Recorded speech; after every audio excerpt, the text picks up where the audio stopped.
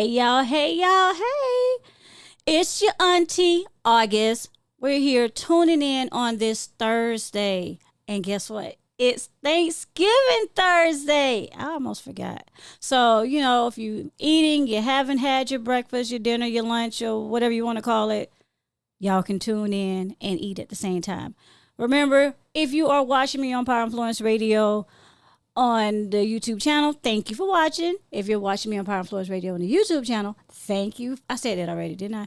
On the Facebook channel, thank you for watching.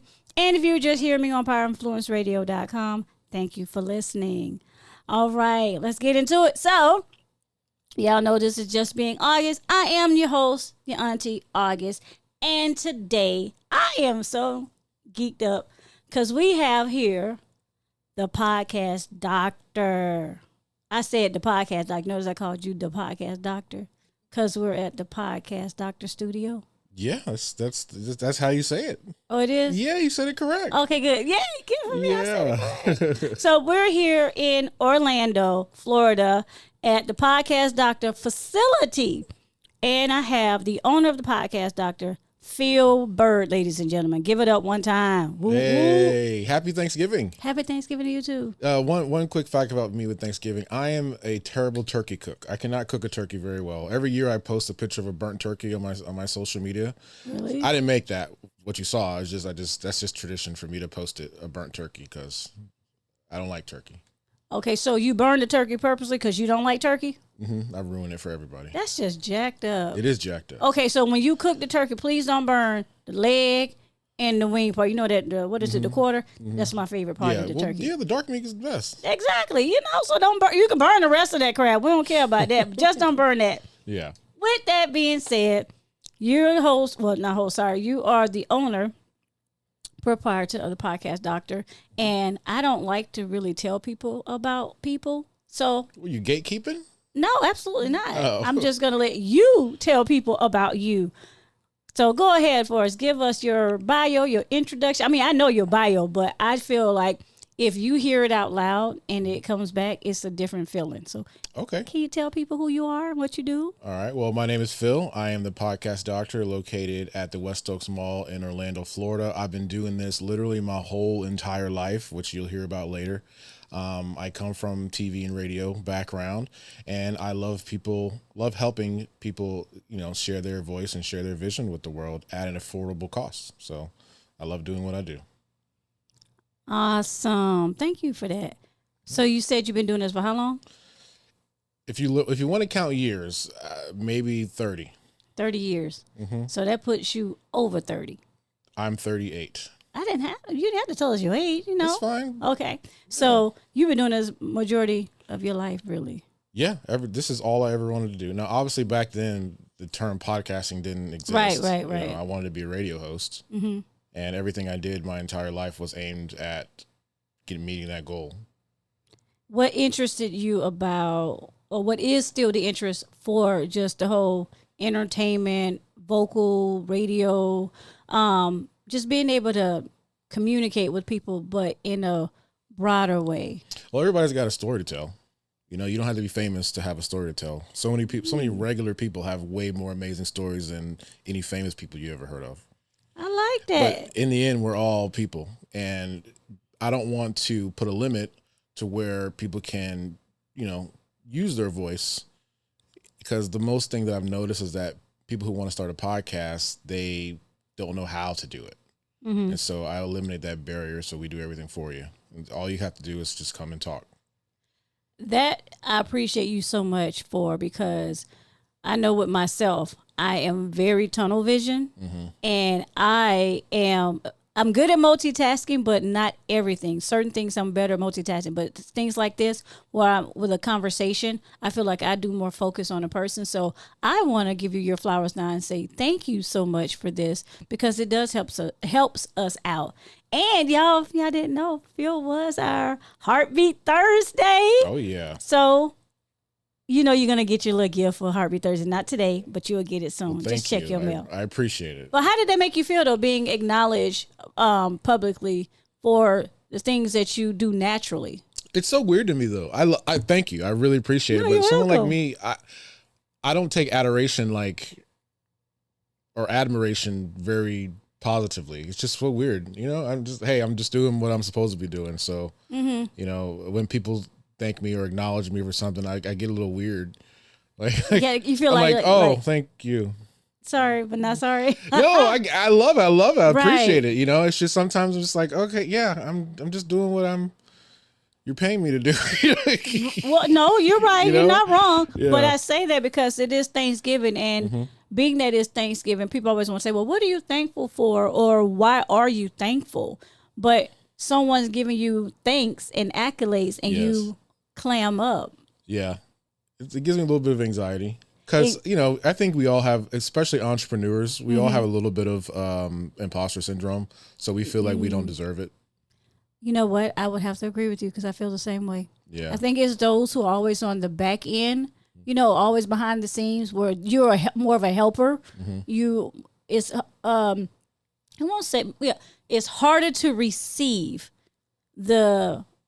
or be the recipient of goodness. Not saying that you're not worthy of it. Yeah. Not saying that you don't deserve it. Not saying that you don't need it. But because you're so used to being on the other end, it is very hard or very complicated to receive it. So I think if we start doing that, being the recipient of compliments and thanks and accolades and yada yada yadas, yeah, I said it, yada yada yadas. I think that it would make us be a little bit more out of our comfort zone. So that's why I like to say, hey, tell us about you so you can hear about yourself. And that's only because it took for someone to tell me about me. And I still don't ever tell it all because you didn't tell it all. No. You sure didn't. I gave you the quick elevator pitch, the 30-second elevator pitch. Yeah, so we're not going to do that. We're not. Let's talk about, so I really wanted the base of this conversation be, it is Thanksgiving, but I didn't want it to be Thanksgiving related. Okay. I had a conversation recently about head of households when Ashley was here the other week. And that's been like a topic for me for the last, 2-3 weeks or whatever, about the role of head of household. Okay. And because we had a female talking about head of household, I want to know as a male, and, I know we're in the world nowadays where we have same sex, households, and we have different sex households. But as this is just blatantly, I shouldn't say blatantly, from a male standpoint, you're a husband, you're a father. What is your term, or how do you describe being the head of household? Well, the head of household to me is someone who is selfless and who cares about the family more than their own thoughts and wants. Rising tide raises all ships. So if I feel like my family is good, I'm good. Say that one more time. Rising what? A rising tide raises all ships. And I feel, the way social media is nowadays, it's almost vilified when you say head of household. Right, it is. And I don't want to do that. A woman can be the head of household. The man can be the head of a household. Both really could be the head of household. Just you're handling what you need to handle. The other person's handling what they also need to handle. Like, I consider my wife to be also head of the household, right. What she handles, because what she handles is way different than what I handle. But, we are a unit. So, like I said, a rising tide raises all ships. So if one of us is doing great, everybody's doing great. All right. And what about the provider? Do you think that the provider is a contender for head of household, or is just the head of household and the provider word is just different? It doesn't equate. I don't think it equates in this day and age because people equate to provider to be different things. Well, okay. If you can, for the financial provider, I am that. Okay. But my wife makes our house a home. She's a provider of love. She's the nurturer. She does most of the house stuff. You know what I'm saying? But that's not because she's forced to be at home. Right. That's just the way that our dynamic works. But she's the provider of that. Okay. And so I think the word provider isn't an umbrella term that you can put on everything. I am the financial provider. I take care of all the bills. I bring in all the income, but that doesn't mean I'm in control of everything. No, it doesn't work that way. Okay, I get it. So in that aspect, and you're a father, so how does the children, well, I'm going to say, how do the children, how do you want your children to come to a conclusion when it comes down to them being an adult and becoming husbands and wives and so forth? What type of dynamic do you want them to understand when it becomes when those roles are questioned? So we have one child. He's a special needs child. Mm-hmm. So he's more on the low end of the spectrum. So he's going to be constantly have to be cared for 24/7. Okay. So he's probably not going to get married or not. Hey, that's not true. Have that dynamic. Mm-hmm. He's 13, but he's just low on the spectrum. So everything he needs has to be done for him, essentially. But if we were going to have any more children or anything like that, I would raise them. You guys are equal. Right. Because I don't want them to see somebody put on a pedestal over them. Okay. You guys are both in the relationship together. You guys are both equal. You guys are both the prize. I hate hearing that talk where one person is the prize and the other person is not the prize. And why are you with them? You know what I'm saying? Exactly. So they both parties bring equal value to the relationship to help the relationship grow, to help the family grow. And if both parties show equal love to each other, everybody benefits. Okay. So being that you're a father of a special needs child, how does that help change the dynamics? Does it, I'm sure, raising a special needs child is I commend anyone, because I got children who aren't special needs, but they special needs. I mean, at 13, he was, he's special needs, just in a different type of way. I love you, Dale. I love you so much. Yeah. But when it is on the lower end of the spectrum, mm-hmm. How do you keep the balance, though, of being able to still come out and do what you do, and you and your wife still be on the same level? So she handles a lot of it. Mm-hmm. She did have to sacrifice her career to be able to take care of him, because with him, it's a 24/7 job. Mm-hmm. He needs to be constantly cared for. Every single simple thing that some people really take for granted, he has to have done for him. So like waking up, using the bathroom, washing himself, brushing his teeth, putting his clothes on, putting his shoes on, going to the doctor's appointments, all that stuff is I mainly lean on her mm-hmm. for the most part, going to school and all that stuff, so it's mostly on her, which is extremely difficult, which is why she shouldn't have to worry about any of the bills in the house. Touche, you know what I'm saying? Because that's, now granted, I can do that as well too. Right. But if I'm able to focus on the business mm-hmm. and keeping our house afloat and keeping the cars running good, keeping, everything right. else running fine, then that's what works for us. So I like how you said that she can, you can, mm-hmm. but you have it where you guys do balance each other out. Mm-hmm. So how does that make you feel? And people, they're not going to like me. You have average households mm-hmm. where the kids aren't special needs. Mm-hmm. They have trouble in school. And I'm not doing a comparison. But you have a lot of relationships that end up dismantling because of the children, whether it be special needs or non-special needs. And you have kids nowadays who just have behavior problems mm-hmm. or they just are whatever the case may be. How do couples make that work? Or why do you think, no, wrong question, sorry. Why do you think it doesn't work out? Do you think it's because they don't equal out each other, they don't balance out each other, or it's just like, I'm not getting what I need, so I can't give you what you need, and this kid is just giving us all what we don't need? I think it's a mix of all of those. Mm-hmm. For one, I think people are becoming parents too early. I agree. To where they don't really know their partner or really even have those discussions on mm-hmm. how they're even going to raise their children, first of all. So then that comes into play. And then there's a lot of different or conflicting ideologies when it comes to raising children. Now with special needs children, it's different. Throw the rule book out the door, because there aren't any rules, right? Yeah. So with me being away for the most part, I assist. And like I said earlier, that's how she provides. Right. So if Dominic, my son's name is Dominic, if he needs anything, I mainly find out how I can help take that off of her plate instead of me saying he needs this, he needs that, because with special needs kids, they follow routines. Mm. So if I'm coming in and disrupting that routine, that may not be beneficial for him. It might stroke my ego because I'm making the rules or whatever, but it's not going to help him out. Got you. So he's used to mom doing this for him. So mom should do it. Mm-hmm. I can help mom, or I can take something else off of mom's plate so she Gotcha. can focus more on that. Now, do you think that society makes it less complicated for parents or households, single parents, dual households with raising a special needs child? I think society makes it more complicated because having a child on the spectrum, which is a very big spectrum, I think some people who are very vocal are a part of a small minority. Right. Right. So they put their experiences and they generalize it to all people who have special needs kids, which is not the case at all. Mm-hmm. And that's one of the issues that I have. And I've been very open about this when I talked about it. It's like, I don't like the autism family community. Sorry, guys, I don't. Oh, no, please speak your mind. We're on an auntie show. And we tell the truth. The reason why is because my son is even a minority of a minority percentage when it comes to special needs kids. When you hear about special needs kids, you just hear some of them they're just like quirky, or they have something weird about them, or they have social issues. No, my son is the severe.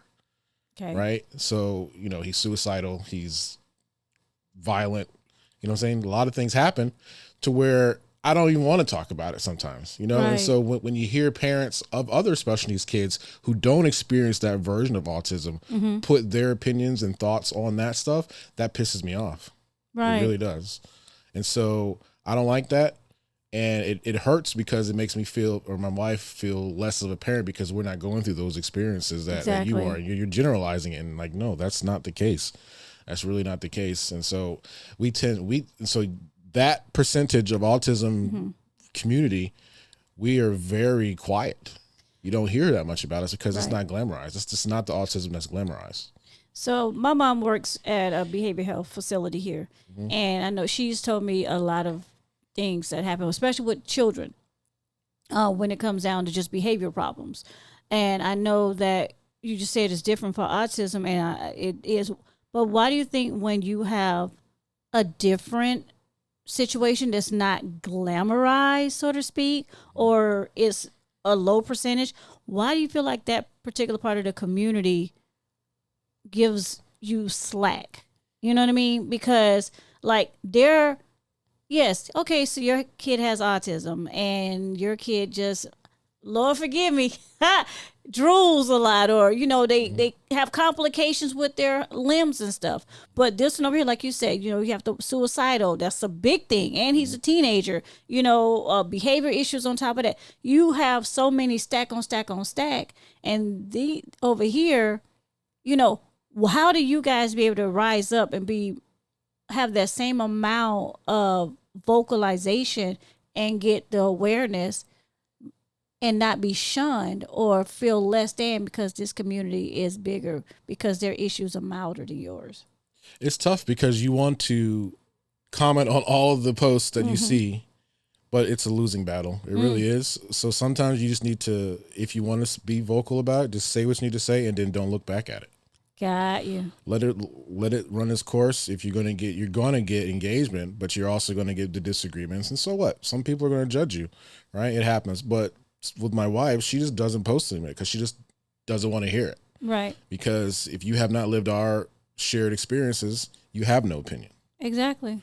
And so for the most part, that small percentage of autistic family members and parents, they don't talk because someone else is going to put their experiences on that and it doesn't work. Or they say, oh, he needs more discipline, or he needs that. That does not work.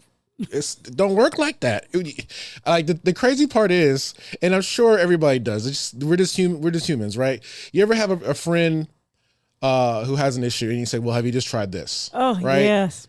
No, thank you. You said, what you said right there, that's going to fix everything. You know what I mean? And I get it. You guys are being sincere about it, but I don't want to hear that. I've tried. We've tried everything.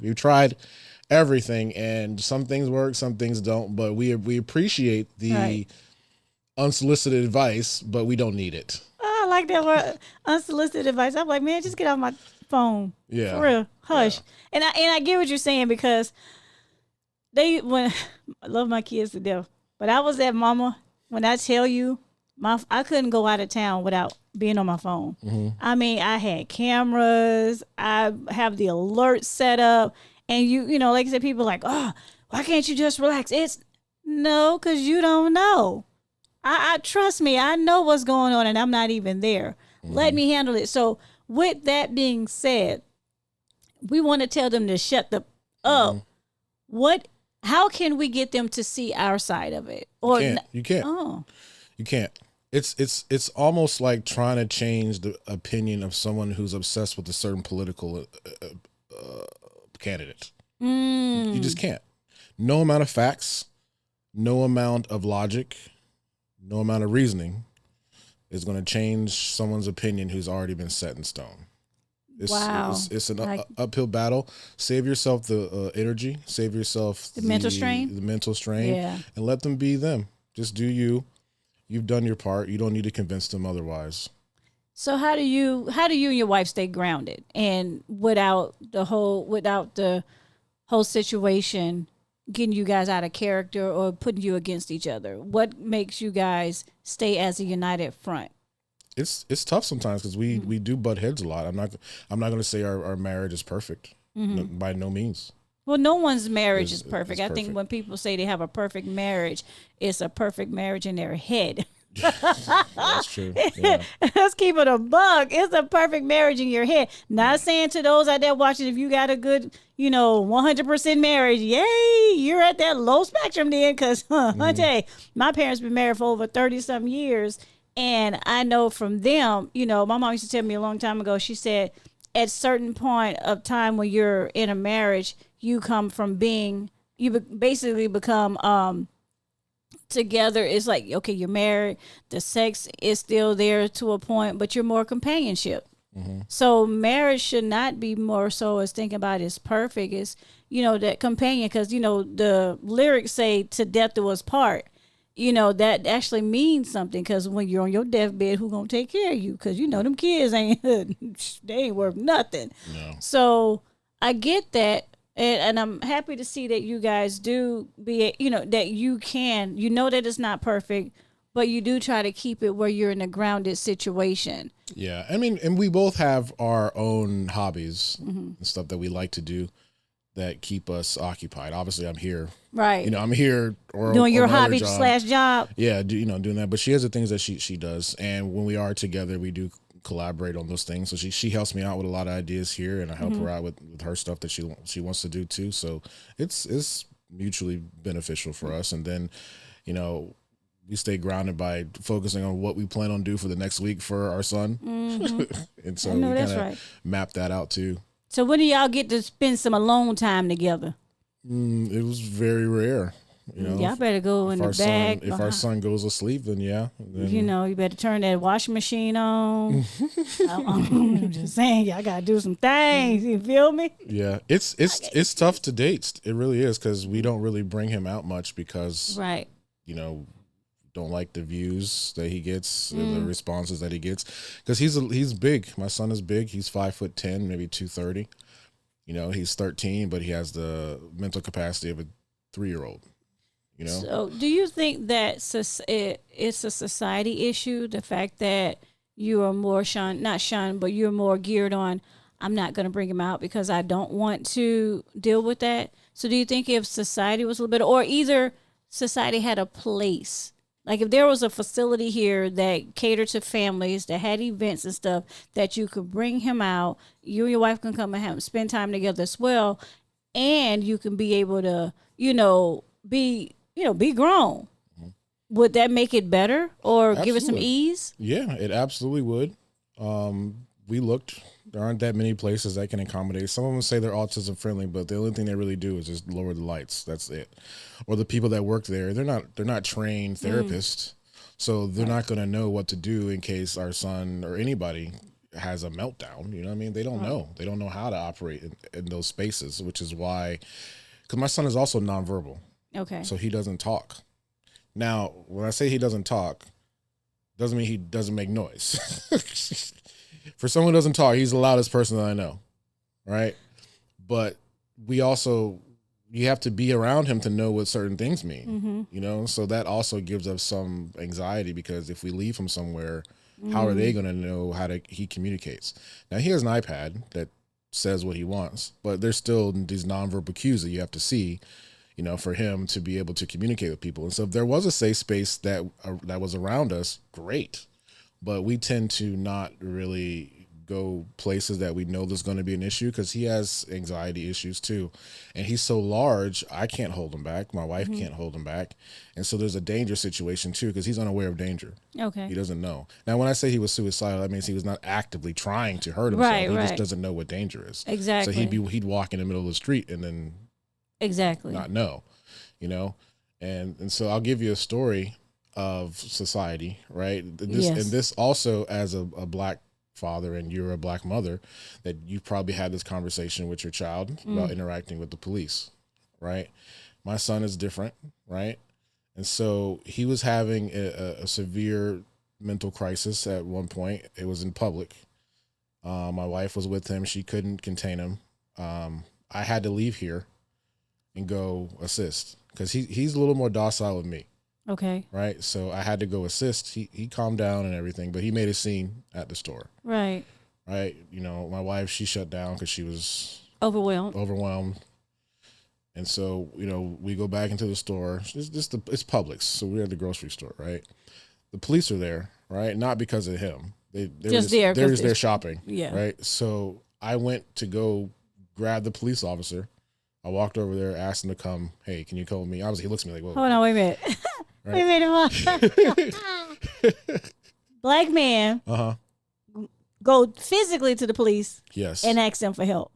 Well, let me tell you what happened. Twist. Let me tell you. So I go walk over to him. I say, hey, can you come assist me with something? He's shopping. This dude is shopping. He's got a cart full of boar's head meat. He's like, what? I'm like, just come here. So he's already on like, what am I walking into? Right. Right. So my wife, my son are standing there, and I say, hey, I just want to let you know, this is my son. His name is Dominic. He's special needs. He's low on the spectrum. I just need you to see a face and get used to him, just in case if you ever get called and you see him, so you don't kill him. Wow. That man forgot about his sandwich and just was like, what? Yeah, because he's not going to respond to command. Right. He's violent and he's black. What do you think the first thing the police are going to do? I mean, we live in America. Yeah. So I had to stop him, say, hey, look at this face, to know he's not really a threat. Because there may be an incident to where the police may have to get called, and they're not going to know that he's special needs, or he won't conform, he won't respond. You know what I'm saying? So they're going to react to how they're trained. So what did the police officer say? He was grateful. He said, thank you. We took a photo together. Oh, okay. I gave it to the Coley Police Department. They have it. So, okay. You know what? I'm glad you did that. Because it is so true. I have preached that whole to my son, and my son is, he's light skinned, and he has two, he's Puerto Rican and he's black, but he's lighter than me. But he hangs around a lot of, I know we don't switch this conversation, but we do hang around. He has a lot of Caucasian friends. Well, he has a mixture. I call them the Creek Boys, because they literally be in the creek. But with that being said, I always have to tell him before he leave certain things. Be cautious, be aware of your surroundings. If you bring in a new person, if a new person come in the scene that you don't know, side eye him or her, because you never know what they are, and that's not a bad thing. I hate it to be like a bad thing to say, but I care more about my kid's safety than the next person's kid's safety, because understood. I'm the one who's going to have to bury him if something happened. Of course. So the mere fact that you have a nonverbal child and who cannot verbalize these things, he probably is not have the ability to comprehend it. The mere fact that you was able to do that is a good thing, because society does not think before they come in a situation, the first thing they want to do, especially when they come down to police officers, is draw. They never assess the scene as, it might just not be a threat. It looks like it's a threat, but it might not be a threat. And all police officers not like this. No, I'm not knocking the police officers. They're doing what they're trained to do. Right, which they're is doing exactly for violence. But when it comes to right, and so what needs to be done, and I don't know how this is going to be done. It's just that, because we see everything as we perceive it. Exactly. right? So if you're in the grocery store and you are just a bystander, you see what's happening. You first of all don't know what's happening. You're like, what? What's going on over there? She can't control her kid. You're gonna call the police, and you're gonna say there's a large black man assaulting a woman. Right. You're not gonna say, oh, I think he may be special needs. Or he's with his mother. They don't know. So it's a communication issue, and like I've met with some of the sheriffs from other counties, and they're actively trying. So I'm not saying anything bad about them. They're doing what they're trying to do what they need to do, but just got to remember how that information is portrayed to them, right? Because they wouldn't know. Now, if they knew, exactly, first of all, then maybe, which is why I wanted the police officer to see him, because from the wild chance if he's ever called, he's going to say, "Oh, this is the kid from the grocery store. Right. I know him. I'm going to the guy that I talked to is going to take a little bit extra precaution and say, okay, this is a special needs case." So I have a question. Do they have? Well, they probably don't. Is there a way for things like this that either the child can have? You know how like I have to have an EpiPen, and when you have severe allergies, you can walk around with a bracelet so that if you like pass out or whatever, they know you have a blood type, yada yada. But is there a way that there should be something like that created?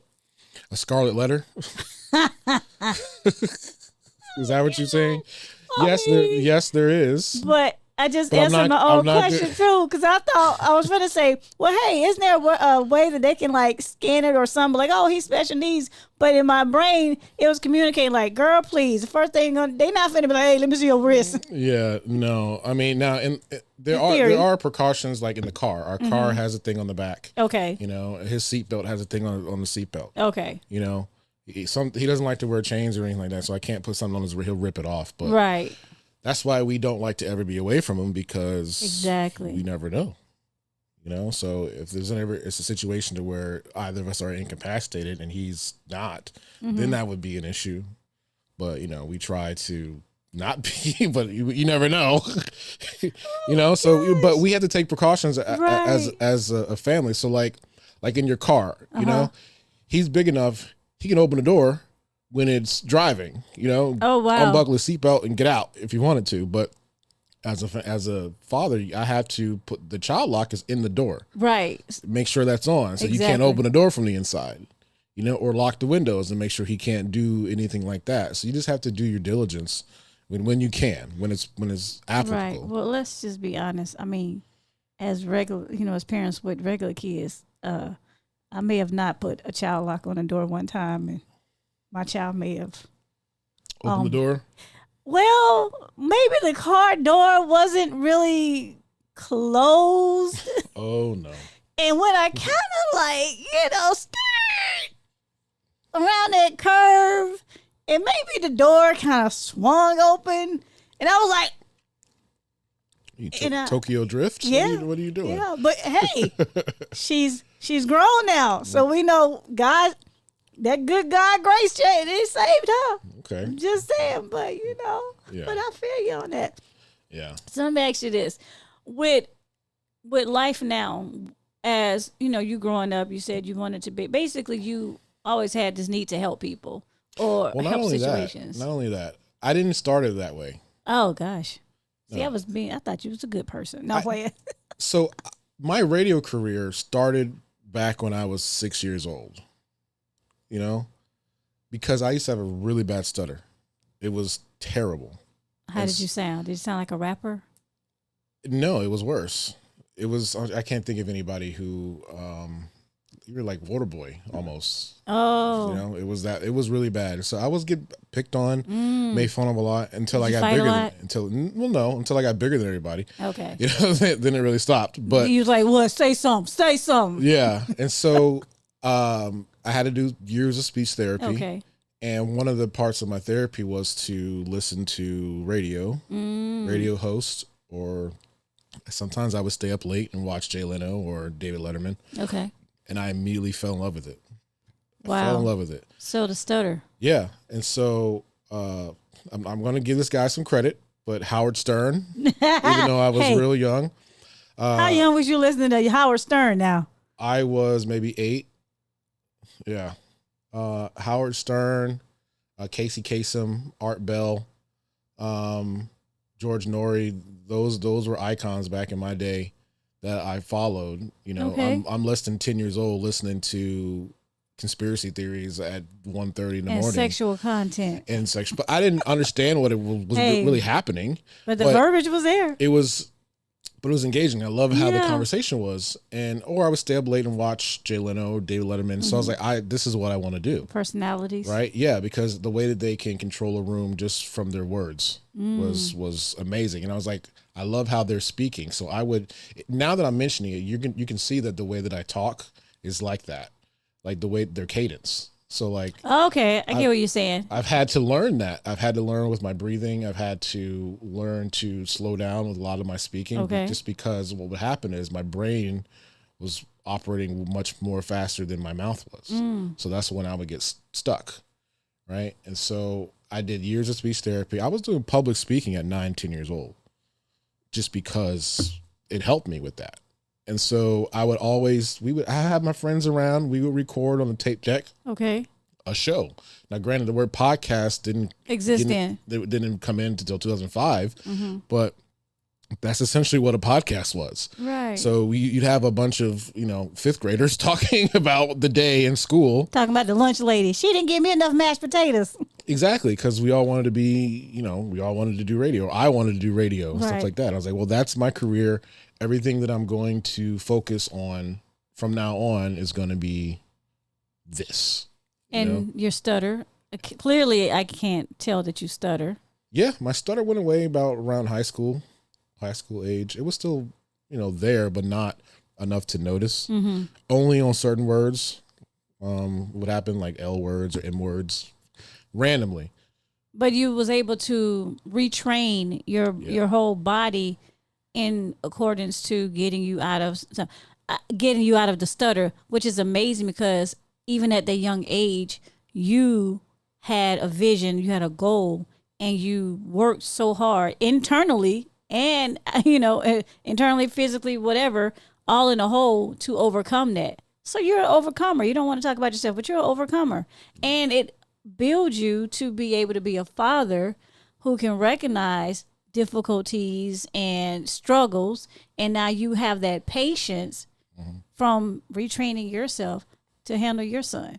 Yeah. See how that works out? Yeah. So how does wrestling play into this? Well, so wrestling is theatrics, right? Yes, indeed. So me falling into that realm of theater, I was a theater kid. I liked theater. Wrestling was athletic theater, essentially. So the voices were big, the personalities were bigger, right? I immediately fell in love with it. My first wrestling memory was The Undertaker. Right. One of my favorites. My grandmother is the one who actually got me into wrestling. Your grandmother used to watch wrestling? She loved herself some Dusty Rhodes. Oh gosh. And so The Undertaker was my first memory. Scared the heck out of me. But did you know it was fake then? No. I thought it was real. I was like, they got a dead guy. He's dead. How can he lose? He was not dead. He was Right? still shaking. Right? I'm like, he can't lose. And so wrestling was a huge thing. And I just love now I don't like the community, but the community back then was Tight. And The Rock, he's still my idol. I'm like 1 degree of separation from him. Really? Yeah, So Rock, if so- you ever watch me, hit us up, I'm just saying. Yeah, I'm 1 degree. I know several people I know him, which is like, I'm so close. So close. Like literally his trainer is a great friend of mine. Okay. Right. And I know his daughter, but anyway, We almost there. almost there. Knock on the air. We're going to Almost pray there, about it. right? Yes, but wrestling has always been such a fun thing for me. I used to want to be a wrestler. I did wrestle for a little bit, hurt my back, but we'll talk about that. But it's just the way that people can carry on and control a crowd. So I was all about the crowd work. Right. I had one person can control a crowd doing it with improv. So stand-up comedians were great. Wrestlers are great because they do it live, which is crazy. And so I thought that this is going to be a great career for me too. So if I could work for them at a time, I wanted to do that, which, I did eventually. We did collab on some stuff when I worked at ESPN, but that was, it was a dream of mine just to focus on radio. But wrestling was like, I love wrestling. Anytime I could watch it, It's great. I'm still going. I'm still a huge wrestling fan. Okay. I'm going to the Kia Center December 29th. Okay, because I was going to ask you, you still, Yeah, so if you see me, I'll be at the Kia Center December 29th for Monday Night Raw. But yeah. Oh my God. I love it though. Even though I know it's fake, the injuries are real. Yeah, I was just going to say it's fake far as. It's predetermined. And the argument that I hate, the argument that I hate, people are like, oh, you watch that stuff? Don't you know it's fake? And I'm like, everything you watch on TV is fake. Oh, yeah, reality TV is fake. Literally every single TV show you watch. Do you really think Pennywise is real? Right. I don't think it's fake, though. I know I said, do you think it's fake? It's fake, but I don't necessarily want to say it's fake. I think it is just like anything. It is. It's sketched out. It's a sketch show. The results are predetermined. Yeah, that's really it. We know you gonna get DDT'd by Hulk Hogan on the back of your neck, and then he gonna get up and get a chair. We know this, but it's the act of doing it, the physical behind it, the emotional. First of all, the emotional, because me. Wait a minute. What did you say? He gonna what? He gotta hit me with a chair from jumping off of that rope. Nah, I'm good. I don't care how much money you got. We good. So as me, me thinking, I know I can't do it, but for a wrestler to actually get in the ring and be physical like that, it's way more than just a fake though. Because I mean, the injuries, the medical bills, the teeth replacements, bone replacements. When people say that it's fake, they're diminishing what they do. The craft. Yeah. Now the results are predetermined. Yes, they are. I mean, football predetermined. Let me tell it. But yeah, it's. I don't think there's anything like it. Okay. There's nothing like it, because there was this comedian. I don't know who he was, but you're scrolling through Facebook and you see these reels and you see people doing stand up. Right. There was one guy who was talking about wrestling. I don't know who it was. Hopefully I can find it and I'll send it to you so you can reference this. Okay. But he's talking about why people think that wrestlers wouldn't be great actors, and then he was breaking down everything that they do. There's acting. Everything that they do, and it's like, how do you think they won't be good actors when they do this 300 days a year in front of an audience live with athleticism and make sure they follow the scripted events, all while doing this as a TV production. And be entertaining. That's crazy, isn't it? Yeah. So I was like, well, how would you not believe that The Rock or Batista would be a great actor? Oh, man, I love me some Batista. Hey, Batista, how you doing? I'm just saying. Let me stop. But yeah. So let me ask you this. You mentioned ESPN. So how did you go from wrestling? Well, let's go back. You went from creating a podcast before it was a podcast, got over the stutter, got into wrestling, started wrestling, didn't finish wrestling because of your back injury. You accidentally hit somebody the wrong way. Don't play it. And then ESPN. Like, come on. So especially when you like wrestling. So it was a grind. Like I said, when I was younger, I knew where my career path was going to lead me, right? I didn't care how I was going to get there. I just knew that was the goal, right? So I grew up in Virginia. That's where I'm from. And after I graduated high school, before that, I was still involved in everything AV. Okay. So we had our morning announcements were on TV. It was televised broadcast. I was a part of that every day, right? I didn't play football. Sorry. As big as I was, I didn't play football because I'm from Newport News, Virginia. Oh. And if you guys know anything about Newport News, Virginia, it's a super athlete hub, right? So Michael Vick, Allen Iverson, Marcus Vick, the Neptunes, Missy Elliott, Timbaland, they're all from entertainment world capital, to be right? And when I was in high school, Michael Vick's brother, Marcus, was running roughshod over everybody. Okay. My entire 4 years, our football team didn't win a game. So I knew I didn't want to be part of that and break my body. I know that's right. Right. So I was like, I don't want to do it. So everything I focused on was audiovisual related. So getting the new cameras, recording production movies, and being in theater. I would write screenplays and all that stuff too. And so I did that. After I graduated, my parents split up after I graduated. My mom moved to Florida. Right. And she ended up getting ovarian cancer, so I came down here to help her out. Gotcha. Right, this is 2006, right? And everybody's first job, I think it's like a rite of passage here, is either you work at Universal or Disney. Oh, well, SeaWorld for me. One of the theme parks, right? And so I worked at Universal, and I was on the microphone. Dang, you just the microphone and you've been like babies, huh? Yeah, so and I got to hone my skills. I got to draw in large crowds of people, and I was like, "This is it. I know. Okay. I know where I'm going to do."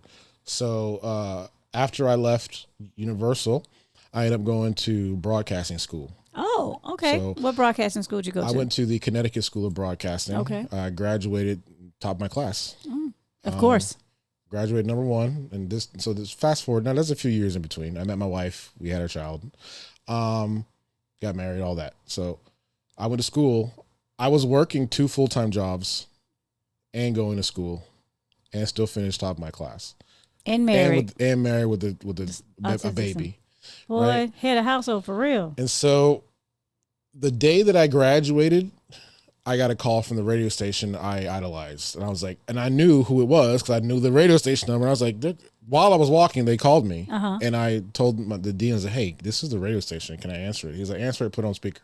So I did it, and they offered me a job right away. And I was like, oh, snap. Oh, awesome. It was super cool. Yeah. So I immediately started working for Real Radio 104.1. It's a talk station in Orlando, run by iHeart now, but it was Clear Channel back then. That's how I got in. It's like, I am in. Right. I am in. I'm here. Great. I did wonderful there. I worked there for a year, and then I went to the sports station that they had. I went to the sports station that they had. And the show I was on was called The Kevin Sutton Show.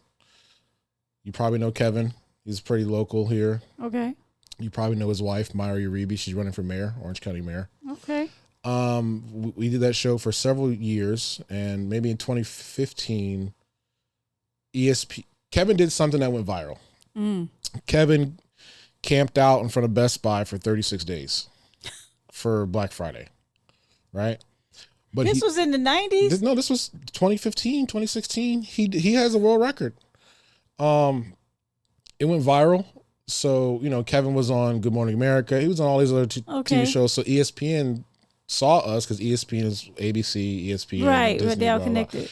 So they called us, was like, hey, we love what you do. Would you like to bring your show to ESPN? And of course, they're like, yeah, why wouldn't I? No, absolutely. So we went over to ESPN. We were there for 3 years. It was great time. So, and at that time, I was still helping people with podcasts because I had a podcast. My first official podcast was in like 2009.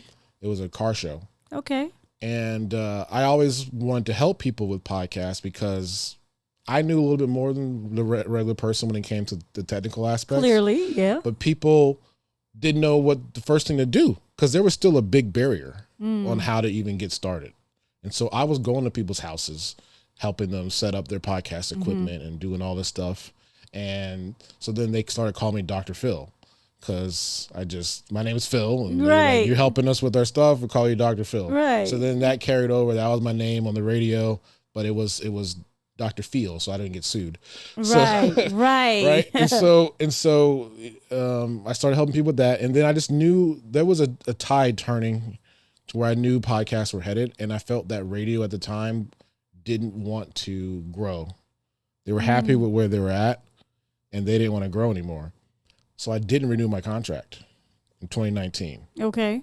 I was like, I know where podcasts is headed. I think there's a spot for me in this world in Orlando to be able to help people and also help myself. Right. To where I can create a space for myself.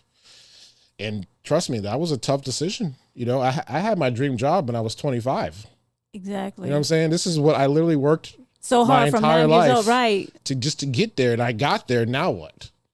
So I'm like, some people work their whole lives and they never get to where. So this is true. I felt that's where the imposter syndrome came in because I felt like I didn't deserve it at first, and so I was afraid to tell people what I was going to do because I didn't want to. I didn't want to fail at it, right? And B, I was just nervous, And so I'm like, well, I've never started a business before. Didn't know what to do. Didn't know what to do. Ugh, But it's scary. The outcome. Yeah. The podcast doctor. Yeah. Podcast doctor's here. I started in 2019. So it's going on 6 years. 6 years now. We've been in this building for over 3 years, but my first building was over off of downtown Orange Ave. It was in the back of another building. Right. And so I started helping people. And the crazy part is is the day I moved into the new spot was the day everything shut down with COVID. No way. Yeah, so I'm like, oh, this is fate. This doesn't mean this is not good for me. So how did you maneuver from that? I'll tell you, COVID actually Helped, didn't it? really exploded my business. And as much as I hate to say that because I lost my dad from that, you know, Oh, I'm sorry to hear that. it really did help me, you know? So like, cause the system that you guys see here, well, you don't see it, but you see it. I see it. I You know, love it. it's not traditional. And that's where I think I've made my mark in the podcasting world because the way that I do it is not traditional. So when people come into the studio and I show Hey, them, don't be giving them all my little stuff away. but it's all good. I'm playing. I had those doubts too. Like, well, am I exposing too much? But you're not, because you give everybody an opportunity to put themselves in it. Yeah, but the thing is, it's still me. Even though I can show people this is what I do, Right. you still can't be me. Exactly. You know what? That is a true thing, what you just said. I can show you what I do. I can show you how to do it, but it won't be me. Yeah. And that's a mouthful, because if you and I'm sitting here, I'm in awe, because from 9 years old, there's not a lot of us in this world that can say, I know what I want to do. I'm going to overcome my obstacles myself, and I'm going to be this person. Even with whatever, the disabilities you may have had, whatever, physical, mental, the struggles, death, strife, you still kept on that path. The car never turned over. The car never, you never drifted off that path to another. And a lot of us can't say that. I can tell you, I done been about 6 different paths myself. I'm on path 18 now. I'm not going to lie, though. It hasn't been easy. It has not been easy. Oh, absolutely not. Nothing's easy. I'm putting the roses on the situation here. Wrong word. I will not let you say that. You are showing people what strength look like. You are showing people what resilience look like. You're showing people what consistency look like. See, here's the thing. Regardless if you have had issues, regardless if you've had hard times, struggles, the mere fact that you're sitting in this chair, smiling on your face, very charismatic, and just like with a bunch of joy. Every time I see you, you're joyful. That's what counts. I don't care what happened 5 years ago. I don't care what injuries or what. That's not what people should see, because those depths of you is what made you. Yeah, I agree. So if that wouldn't happen, you wouldn't be here. I agree. I mean, it took a lot for me to realize that I know I wanted it. This is what I wanted, and I wasn't going to stop at nothing to get it. But there was definitely a journey. You know what I mean? I had to go through a lot of things just to get there. I didn't see my son for 10 years. First 10 years of his life, I didn't see him because I had to work. Yeah. My wife was home with him. I was on the road. I worked 20-hour days. So let's say it's Monday, right? At my job number 1, I'm up at 6:00 in the morning. I work until around 4:30. Come home, maybe sleep 2 hours. He's probably taking a nap by then. So sleep 2 hours. Then I have to go to the radio. I was on the radio until 9. Right? Then I immediately leave the radio and go do my night job. So then I work my night job from 9:30 to 6. Okay. I did that for 10 years. Wow. Straight. I remember I think the longest stretch I had without a day off was almost 2 years straight where I didn't have a day off. So with all of that you just said, how did that transition into now? I'm grateful. I'm grateful. I really am. And I think hard work does pay off. It really does. But you have to. What's what I'm looking for? You have to see the end game, and you kind of have to know that there's going to be a journey, and just appreciate it more. Because I feel that if I didn't have or didn't go through those struggles, I may have given up when I had some adversity here. Right. I don't think if I didn't have any of the adversities that I went through in my life, I probably wouldn't appreciate this as much. I know that's right. So let me ask you this: where have you found peace, or where do you find peace? Here. Find peace here. You know? That's wonderful. I find peace here. Obviously, my home. My home is my peace, but I think that's a given. My wife is my peace, but professionally, my peace is being able to allow other people to achieve their dreams as well. Okay. You know, a lot of the shows that I do, you don't see my face, you don't hear me. I'm back there behind the scenes, hitting the buttons and stuff. Right. But just to see someone's reaction when they walk in here, they, oh wow, this place is amazing. Or we record a show and they're like, I had a really good time. I said a lot of things that I didn't think I could. Or to see an idea, the genesis of idea being executed the way that they wanted to, it is exactly what they wanted. That brings me peace. So I do this thing called heartbeat moment. Okay. So what would be your heartbeat moment through that has shaped you, that has transitioned you? And you probably said a few of them, but one thing that has stood out in time for you, that would be your heartbeat moment. Every time you think about it or it crosses your mind, it just gives you great joy. My dad, you know, he was a terrible husband. I'll admit that. Can't be everything. My dad was an awful husband to my mom. Their relationship was not good. My dad was a great father. Right? He understood that I was not going to do football. So he had some issues in the beginning. Right. But he saw where I wanted to go and he was full on. He paid for my broadcasting school. Before he passed, I brought him to ESPN. I brought him on my show and he loved it. So stuff like that. My father being able to tell me that he was proud of me was great. Oh, I like to hear that. You know, I always say that, you know, sometimes I said, I will take 18 years of the complications of, I'm not going to use the word deadbeat father, but of a not consistent father for the remainder of the life being an awesome dad. Yeah. So I am happy to hear that. Thank you. Y'all, ladies and gentlemen, I just want to say, if you're in the Orlando area and you want to create something, man, y'all hit Phil Byrd up. So where can they find you, call you, email you, text you? Well, y'all can't text him because he married. He married y'all. If y'all didn't hear that, he married. She don't play them games. But for business, where can they find you? You know, I worked really hard to be able to say this. Okay? Google me. I know that's right. All you have to do, Google the podcast Dr. Orlando. I'm everywhere. So that's the simplest thing you can do. You can visit my website if you want to. It's thepodcastdoctor.com.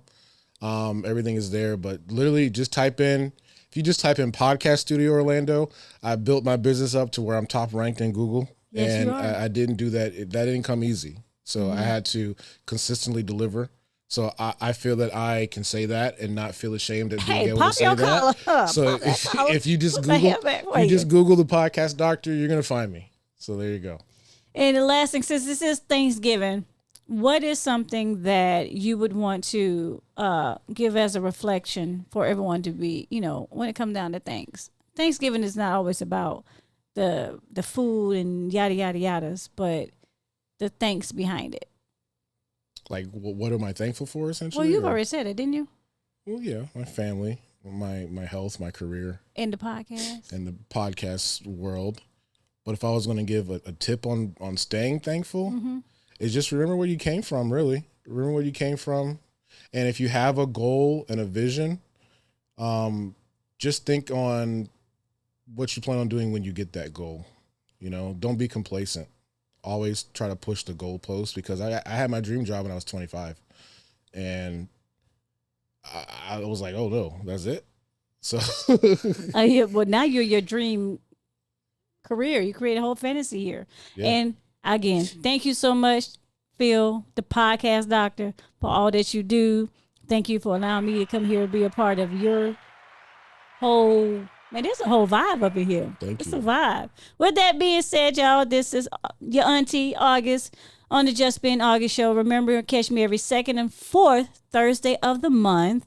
You can also rewatch, share, like, comment, and all on the I forgot my words. Power Influence. I know, right? But I just thought of that turkey. I'm so sorry. That turkey just came to my head. Oh, Burnt turkey. You got the picture. itis. I do.